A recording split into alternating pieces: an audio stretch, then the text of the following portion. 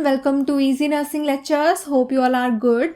सो आज की वीडियो में हम बात करने जा रहे हैं डॉट्स के बारे में, जो कि एक ट्यूबरक्लोसिस का ट्रीटमेंट माना जाता है। तो उसके बारे में डिस्कस कर रहे हैं, उसके रेजिमेंट के बारे में डिस्कस करेंगे, कौन कौन सी ड्रग्स जाती हैं first line, second line and new कौन कौन सी ड्रग्स हैं। और ये सब हम विद निमोनिक पढ़ेंगे, शॉर्टकट के साथ पढ़ेंगे ताकि आपको ईजी हो जाए लर्न करना। और एंड में हम एक ऐसा टेबल पढ़ेंगे जिसके थ्रू आपको ओवरव्यू मिल जाएगा, कौन सी स्टैटिक है, कौन सी साइडल है ड्रग, और कहाँ कहाँ इफेक्ट करती है और क्या क्या इनके एडवर्स इफेक्ट्स हैं। तो स्टार्ट करते हैं बिना देर की आज की video. So before starting the video, do like this video and subscribe to my YouTube channel if you find it useful. So let's start the video. So basically DOTS की full form है directly observe treatment short course. नाम से ही पता लग रहा है directly observe, मतलब हम लोग जो हेल्थ केयर वर्कर्स हैं वो क्या करेंगे, इस ट्रीटमेंट को डायरेक्टली ऑब्जर्व करेंगे, अपने सामने ही उनका रेजिमेंट कंप्लीट करवाएंगे। And it is completely short course, ये थोड़े टाइम का ही रहेगा, कुछ मंथ्स का ही रहेगा, लंबा नहीं जाएगा। तो ऐसे ट्रीटमेंट को बोला जाता है DOTS, directly observe treatment short course, and this is for tuberculosis patients. ठीक है, तो यही है। It is a programme to help cure TB को क्योर करने के लिए प्रोग्राम को बनाया गया।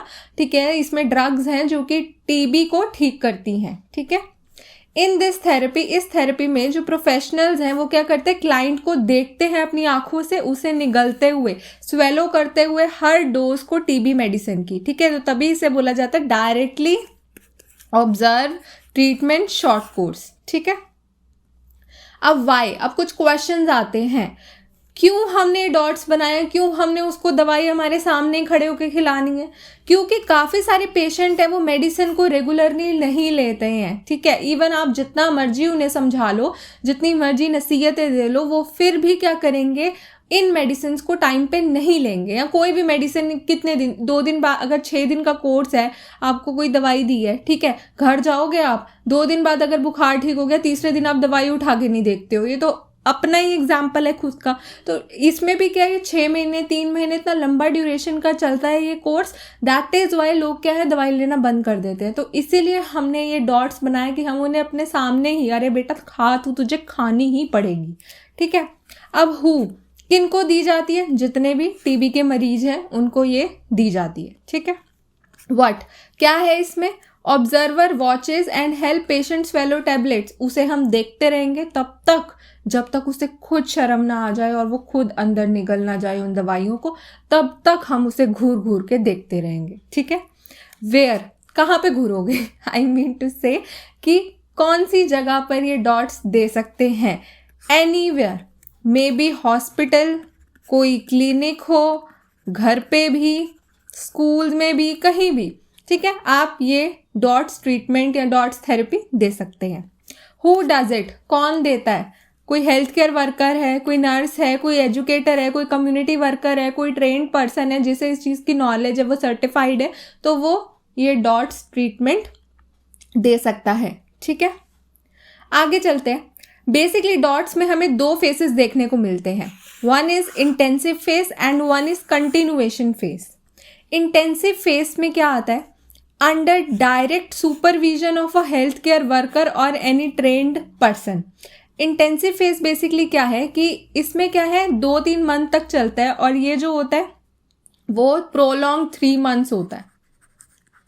प्रोलॉन्ग 3 मंथ्स, 3 महीने से लंबा, और ये 2-3 महीने चलेगा। कंटिन्यूएशन एवरेज 6 महीने तक चलता है। ठीक है, अब इसमें इंटेंसिव फेस में क्या है, ये डायरेक्ट सुपरविजन के अंडर लेते हैं हेल्थ केयर वर्कर के या कोई भी ट्रेंड पर्सन है। हम लोग हैं, ठीक है, हम लोग खड़े होकर पेशेंट को बोलेंगे आप दवाई लो हमारे सामने, डेली यही चीज़ होगा। कंटिन्यूएशन फेस में क्या है, उसे एक मल्टी ब्लिस्टर कॉम्बी पैक दे देते हैं। ऐसा वो होता है ना, दवाई का पत्ता सा होता है, ऐसे मल्टी ब्लिस्टर कॉम्बी पैक सा दे देते हैं जिसमें 1 हफ्ते की दवाई होती है। ठीक है, कि ये तेरे को इस हफ्ते में लेनी है घर जाके, और उसमें से जो पहली डोज है वो वहीं खड़े खड़े उसको देते हैं कि चल इसमें से एक तो निकाल के तू खा ले, ठीक है, बाकी ले जाना। तो ये है कंटिन्यूएशन फेज। इंटेंसिव फेज में क्या है, डायरेक्ट सुपरविजन में दे रहे हैं उसे और सारी डोज दे रहे हैं। कंटिन्यूएशन में क्या है, 1 हफ्ते की डोज दे देते हैं, जाइए 1 हफ्ते में ख़त्म करके आनी है, और जो पहली डोज है वो अभी बोल देते हैं कि अभी हमारे सामने खा के जाओ, अब बाद में इसको 6 दिन अपना खाते रहना, ठीक है, और फिर जब खत्म हो जाए फिर आ जाना। तो ये होता है इंटेंसिव फेज और कंटिन्यूएशन फेज, ठीक है। अब है हमारे पास एंटी टीबी ड्रग्स। कौन कौन सी ट्यूबरक्लोसिस वाली ड्रग, एंटी ट्यूबरक्लोसिस ड्रग्स हमारी इसमें आती हैं। तो हमारे पास यहाँ पे 3 कैटेगरीज हैं जिसको हम शॉर्टकट से बहुत ही आसानी से पढ़ने वाले हैं। सबसे पहले फर्स्ट लाइन ड्रग, फिर है सेकेंड लाइन ड्रग, फिर है न्यूअर ड्रग्स। फर्स्ट लाइन क्या है, हम पेशेंट को फर्स्ट लाइन ड्रग्स ही देते हैं, ठीक है। पेशेंट हमारे पास आया है, हम उसका शेड्यूल बनाएंगे तो उसमें हम फर्स्ट लाइन ड्रग्स ही देंगे। सेकेंड लाइन ड्रग्स कब देंगे, जब फर्स्ट लाइन ड्रग्स फेल हो जाए उसको ठीक करने के लिए, then we will move on to the second line drugs, ठीक है। और बाकी ये कुछ न्यू ड्रग्स हैं वो जो मतलब ऐड हुई हैं डॉट्स में। फर्स्ट लाइन ड्रग्स का शॉर्टकट है हमारे पास RIPES। राइप होता है ना, पकाना, पकना, ठीक है, तो इसका है राइप्स। क्या है, राइप्स, ठीक है। R stands for rifampicin, I stands for isoniazid, P stands for pyrazinamide, E stands for ethambutol and S stands for streptomycin. RIPES, that is our first line drugs. Second line drugs की बात करें तो इसका shortcut है kept. क्या है, kept, कुछ रखना, कैप्ट करना, ठीक है। K से क्या है हमारे पास, कैनामाइसिन, E से है इथियोनामाइड, P से है PAS that is para amino salicylic acid, and at last T से थियोएसिटाजोन। तो मोटी मोटी आप इनका नाम याद रखोगे, आपके लिए वो ही सफिशियंट होगा, ठीक है। और न्यू ड्रग्स में आपको कुछ ऐसे रट्टा मारने की जरूरत नहीं है, बहुत ही सिंपल है। ऑफ्लॉक्सासिन, सिप्रोफ्लॉक्सासिन, क्लेरिथ्रोमाइसिन, एजिथ्रोमाइसिन, सिनसिन वाली हो गई और माइसिन वाली ड्रग्स होगी हमारे पास, ठीक है। तो ये क्या है, हमारी एंटी टीबी ड्रग्स है। फर्स्ट लाइन का शॉर्टकट है राइप्स एंड सेकेंड लाइन ड्रग्स का शॉर्टकट है कैप्ट, ठीक है। आगे चलते हैं। आगे बढ़ने से पहले, रेजिमेन बताने से पहले आपको एक कुछ शॉर्ट पता होना चाहिए कि ये वर्ड्स हम यूज़ करते हैं कौन सी पर्टिकुलर ड्रग्स को डिनोट करते हैं। H से जो होती है वो हमारे पास होती है आइसोनियाजिड। कौन सी होती है, आइसोनियाजिड, ठीक है। R से हमारे पास होती है रिफेम्पिसिन। कौन सी होती है, रिफेम्पिसिन। Z से हमारे पास होती है पायराजिनामाइड। कौन सी, पायराजिनामाइड, ठीक है। E से हमारे पास है इथेम्ब्यूटॉल, इथेम्ब्यूटॉल। S से है हमारे पास स्ट्रेप्टोमाइसिन, स्ट्रेप्टोमाइसिन। तो ये हमारे पास क्या है, कुछ ड्रग्स हैं जिनका मेन आपको याद रखना है, क्योंकि फर्स्ट लाइन थेरेपी पे ही चलते हैं मेजॉरिटी पेशेंट, तो ये हम इन वर्ड से डिनोट करते हैं इनको, ठीक है। अब हमारे पास कुछ ऐसे फॉर्मूलाज मिलेंगे आगे हमको, ये क्या है, तो ब्रैकेट में तो HRZE तो आप समझ गए, H है आइसोनियाजिड, R है रिफेम्पिसिन, Z से पायराजिनामाइड, E से इथेम्ब्यूटोल। अब ये 2 और 3 क्या है, तो जो ब्रैकेट से पहले लगता है और जो ऊपर ही आता है टर्म, वो होता है मंथ को डिनोट करता है। क्या डिनोट करता है, मंथ को। तो दैट मीन्स अगर ये फॉर्मूला है तो 2 महीने ये दवाइयाँ चलनी है, ठीक है, 2 मंथ्स हो गए। अब ये जो पीछे नीचे दे रखा है ये होता है कि वीक में आपको कितनी बारी दवाई लेनी है, वीकली डोज होती है ये आपकी, ठीक है। तो मतलब आपको 2 महीने लगातार हफ्ते में 3 बारी ये सारी दवाई लेनी है। अब आपको समझ आ गया, आगे वाली चीज़ डिनोट करती है मंथ को और पीछे वाली चीज़ डिनोट करती है कि वीक में कितनी बारी लेना है। जैसे ये हो गया हमारा 3 टाइम्स पर वीक, यही हो गया 3 टाइम्स पर वीक, ठीक है। सो अब चलते हैं हम रेजिमेन की तरफ मेनली। तो सबसे पहले हमारे पास आती हैं कैटेगरीज।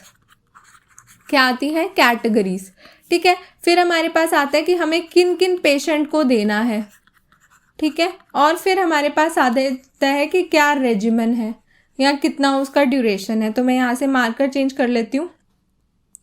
सो बेसिकली कैटेगरीज की बात करें तो सबसे पहली आती है हमारे पास कैटेगरी 1, ठीक है। ये कैटेगरी 1 को डिनोट करते हैं रेड कलर से, मतलब इसका जो बॉक्स होता है दवाई देने वाला वो लाल कलर का होता है, या लाल कलर के बक्से में दवाइयाँ मिलती हैं, सिंपली बोले तो, ठीक है। फिर बात करें हम कैटेगरी 2 की, तो कैटेगरी 2 का जो कलर है जो दिया गया है इसको वो होता है ब्लू। कौन सा होता है, नीला। तो इसकी जो दवाइयाँ होंगी वो नीले बक्से में होंगी।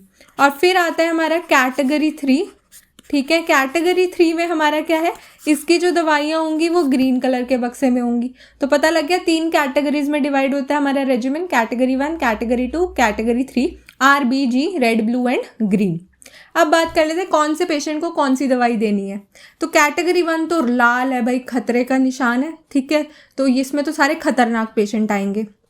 वो पेशेंट जिनका स्पूटम स्मीयर क्या है, पॉजिटिव है। स्पूटम स्मीयर क्या है, पॉजिटिव है टीबी के लिए, ठीक है, कि उन्होंने जो स्पूटम टेस्ट कराया उसमें पॉजिटिव आया है, बेसिली प्रेजेंट है, तो दैट मीन्स पॉजिटिव है। दूसरी कैटेगरी आ जाती है हमारे पास, स्पूटम स्मीयर तो नेगेटिव है, स्पूटम स्मीयर क्या है, नेगेटिव, बट सीरियसली इल है, काफ़ी ज़्यादा ही बीमार है, तो इस कैटेगरी में आते हैं। या फिर हमारे पास आते हैं एक्स्ट्रा पल्मनरी, जिनको लंग्स से बाहर भी फैल गया है। एक्स्ट्रा पल्मनरी है मतलब लंग्स में नहीं है, कहीं और है, ठीक है। एक्स्ट्रा पल्मनरी है बट सीरियसली इल है, सीरियसली इल है, ठीक है। तो ये 3 कैटेगरीज वाले को लाल बक्से वाली दवाइयाँ दे देना आगे से, याद रखना, ठीक है। अब बात करें कैटेगरी 2 को छोड़ दो, पहले कैटेगरी 3 की बात करेंगे। हरी कलर की है, पता लग गया, हम जा सकते हैं, हरा कलर अच्छा कलर है, बच गए, तो दैट मीन्स इतना सीरियसली इल नहीं है। तो इसमें आ जाएंगे हमारे पास स्पूटम नेगेटिव वाले patient but not seriously ill, जो सीरियसली इल इतने नहीं हैं, ओके।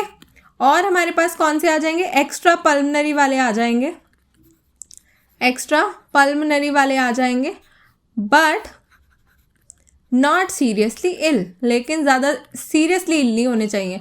अगर ज़्यादा ही बीमार है तो उसे ऊपर वाली कैटेगरी में उठा के डाल देंगे, वो कि रेड वाली में, ठीक है। अब बचा जी कैटेगरी 2 बीच का। बीच वाले में हम डालेंगे सारे के सारे रिलैप्स वाले, जिनको फिर से हो गया, ठीक है, जिनका फेलियर हो गया है, पहले वाला सक्सेसफुल नहीं रहा, या डिफ़ॉल्ट वाले जिन्होंने बीच में ही छोड़ दिया कोर्स, तो ये सारे वाले किस में आ जाएंगे, कैटेगरी 2 में आ जाएंगे। जिन्होंने पहले दवाइयाँ ली हुई हैं, जिनका ठीक नहीं हुआ, या जिनको जो ले नहीं पाए, जो कॉम्पिटेंट नहीं थे हमारे साथ, तो वो सारे उठा के हम कैटेगरी 2 में डाल देंगे, ठीक है। तो ये आ गया टाइप्स ऑफ पेशेंट। अब देना क्या क्या है, तो हमारे पास हमें पता है 2 होते हैं, एक होता है इंटेंसिव फेस, ठीक है, और एक होता है हमारे पास कंटिन्यूएशन फेस। यही होते हैं इंटेंसिव और कंटिन्यूएशन, पीछे पड़े। इंटेंसिव में अब यहाँ पे मैं मार्कर का कलर चेंज कर लेती हूँ। इंटेंसिव में बेसिकली हम क्या देंगे, जो कैटेगरी 1 वाले हैं उसे देंगे 2HRZE3, ये देंगे, और कंटिन्यूएशन में देंगे 4HR3, ठीक है। एक बार मैं लिख लेती हूँ, फिर मैं एक्सप्लेन कर दूंगी। इसके इंटेंसिव में हम देंगे 2HRZES3 प्लस में 1HRZE3, ठीक है। और इसके कंटिन्यूएशन में हम देंगे 5HRE3। अब बात कर रहे थे कैटेगरी 3 की, तो इसमें हम देंगे 2HRZ3 और इधर देंगे हम 4HR3। तो देख लेते हैं, इंटेंसिव फेस में कैटेगरी 1 के हम 2 महीने तक देंगे HRZE, दैट मीन्स हम देंगे आइसोनियाजिड, रिफैम्पिसिन देंगे, ठीक है, पायराजिनामाइड देंगे हम, और इथैम्ब्यूटोल देंगे। इथैम्ब्यूटोल काइंड ऑफ खतरनाक होती है। अब एक चीज़ याद रखना, इथैम्ब्यूटोल है बड़ी खतरनाक, डेंजर, काफ़ी स्ट्रॉन्ग दवाई होती है। और जो स्ट्रेप्टोमाइसिन वो ओनली इंजेक्टेबल होती है, बाकी सारे हम ओरल देते हैं, मुंह से दवाइयाँ देते हैं। सिर्फ स्ट्रेप्टोमाइसिन जो होती है वो इंजेक्शन के थ्रू जाती है। तो HRZE देंगे, हफ्ते में 3 बार ही देंगे। कंटिन्यूएशन में हम 4 महीने तक रखेंगे, हम देंगे आइसोनियाजिड, रिफैम्पिसिन हफ्ते में 3 बारी। इधर बात करें कैटेगरी 2 वाले को, तो 2 महीने तक HRZES सारी देनी है, क्योंकि इसका रीलैप्स में है तो स्ट्रेप्टोमाइसिन भी हमने ऐड कर दी, ठीक है, और हफ्ते में 3 बार ही देंगे। साथ ही साथ आगे 1 महीने तक HRZE स्ट्रेप्टोमाइसिन हटा के और 3 महीने तक हफ्ते में 3 बार ही देंगे। कंटिन्यूएशन में इसको 5 महीने तक HRE देंगे, ठीक है, और हफ्ते में 3 बार ही देंगे। कैटेगरी 3 वाले को 2 महीने तक दवाई चलेगी, HRZ चलेगी, हफ्ते में 3 बार ही चलेगी। और कंटिन्यूएशन फेस में क्या हो जाएगा हमारा, 4 महीने चलेगी, HR चलेगी हफ्ते में 3 बारी चलेगी, ठीक है। तो ये हमारा क्या है, इनका रेजिमेन है, कौन कौन सी कैटेगरी को आपने कौन कौन सी डोज देनी है, ये याद करना बहुत ईजी है। बस ये देखो, ये ग्रीन वाला है तो इसे खतरनाक वाली नहीं देंगे, HRZ दिया, ठीक है, और नहीं देंगे। अब ये रिलैप्स फेलियर वाले डिफ़ॉल्ट वाले हमारे पास आ गए हैं, तो इनको हम स्ट्रेप्टोमाइसिन और इथैम्ब्यूटॉल दोनों देंगे। ऊपर वाले में स्ट्रेप्टोमाइसिन नहीं दे रहे हैं, इंजेक्शन नहीं दे रहे हैं, सिर्फ इथैम्ब्यूटॉल साथ में दे रहे हैं। तो ये इनका रेजिमेन है और ये चलता है, ये याद रखना, ये 6 मंथ चलता है, ये भी मेन 6 मंथ की ड्यूरेशन का होता है और ये 8 मंथ की ड्यूरेशन का होता है। ये लंबा चलाता है क्योंकि भाई एक बार ही मौका दिया था ना, नहीं हो पाया तो अब 8 महीने भुगतो, ठीक है। तो ये इनका ड्यूरेशन होता है। ओके, आगे चलते हैं। बेसिकली अब हम बात करते हैं जो हमारी ड्रग्स है, फर्स्ट लाइन ड्रग्स की मेनली बात कर रहे हैं। तो जो हमारी फर्स्ट लाइन ड्रग्स हैं, अब बहुत ही इंटरेस्टिंग है ये वाला टेबल, आप अपनी कॉपीज़ पे या नोटबुक्स पे या जहाँ भी नोट्स बनाते हो वहाँ आप ज़रूर बना लीजिएगा, बहुत ही हेल्पफुल है ये वाला। HRZD, ठीक है। यहाँ पे हम बात करें HRZD की। H से हमारे पास हो गया आइसोनियाजिड, ठीक है। ये हमारा हो गया रिफैम्पिसिन, ओके। ये हमारा हो गया पायराजिनामाइड और ये हो गया हमारा इथैम्ब्यूटॉल। ये तो हमें पता है, ठीक है।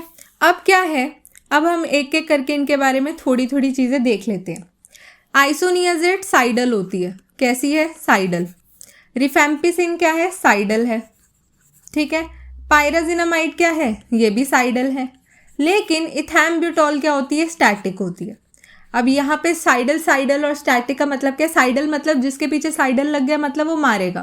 तो दैट मीन्स आइसोनियाजिड या रिफैम्पिसिन या पायराजिनामाइड ये बैक्टीरिया को किल करेंगी। लेकिन स्टैटिक कौन है, इथैम्ब्यूटॉल, दैट मीन्स वो बैक्टीरियोस्टैटिक है, मतलब वो क्या करेगी, सिर्फ बैक्टीरिया के ग्रोथ को रोकेगी, उसे मारेगी नहीं, उसे क्या करेगी, रोकेगी। स्टैटिक मतलब रोक के रखेगी उसकी ग्रोथ को, ठीक है। फिर हम देख लेते हैं इंट्रासेलुलर या एक्स्ट्रा सेलुलर कहाँ ये वर्क करेंगी। तो जो हमारी आइसोनियाजिड है वो इंट्रासेलुलर भी काम करेगी, एक्स्ट्रा सेलुलर भी काम करेगी। ये भी हमारा सेम काम करेगी, इंट्रासेलुलर भी एक्स्ट्रा सेलुलर भी।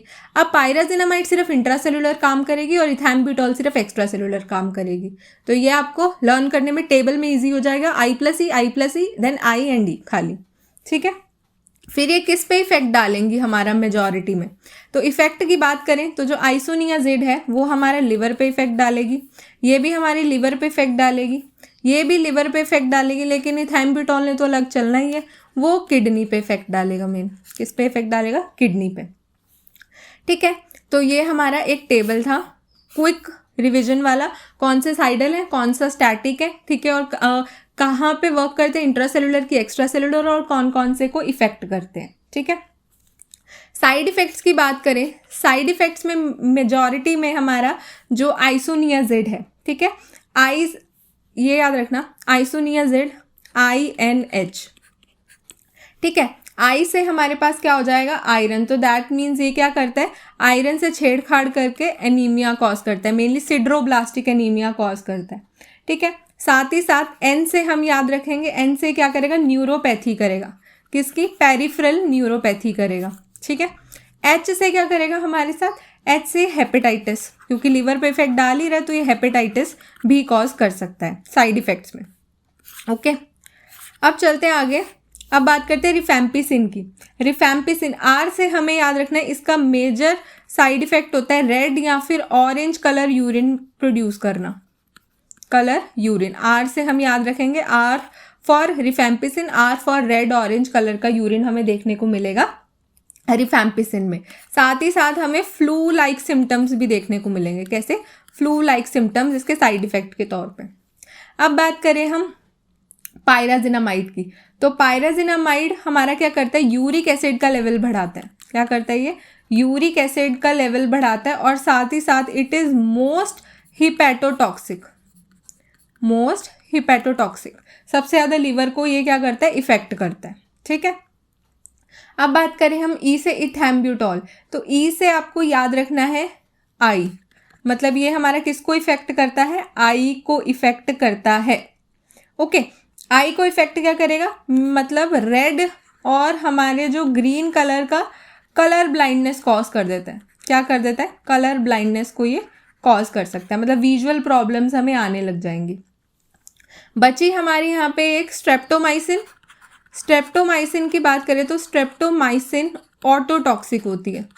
दैट मीन्स ऑटोटॉक्सिक मतलब कि ये क्या है हमारी, ऑटोटॉक्सिक दैट मीन्स ये हमारी जो हमारे ईयर की प्रॉब्लम्स हैं वो कॉज करेगी। ऑटोटॉक्सिक हो गया ना जो ईयर की प्रॉब्लम, इथैम्ब्यूटॉल आई की प्रॉब्लम, और ऐसे ऐसे करके ये इनके मेजॉरिटी में साइड इफ़ेक्ट्स हैं। ये टेबल आप ज़रूर अपनी कॉपी पे बना लेना, बहुत ही ज़्यादा बेनिफिशियल है और इससे आपके काफ़ी सारे क्वेश्चंस कवर हो जाएंगे। Okay, so that is all about today's video. Hope आपको अच्छे समझ आ गया हो। मिलते हैं नेक्स्ट वीडियो में। So stay tuned with us, do like this video and subscribe to our YouTube channel and do leave your lovely comments, that means a lot. Thank you.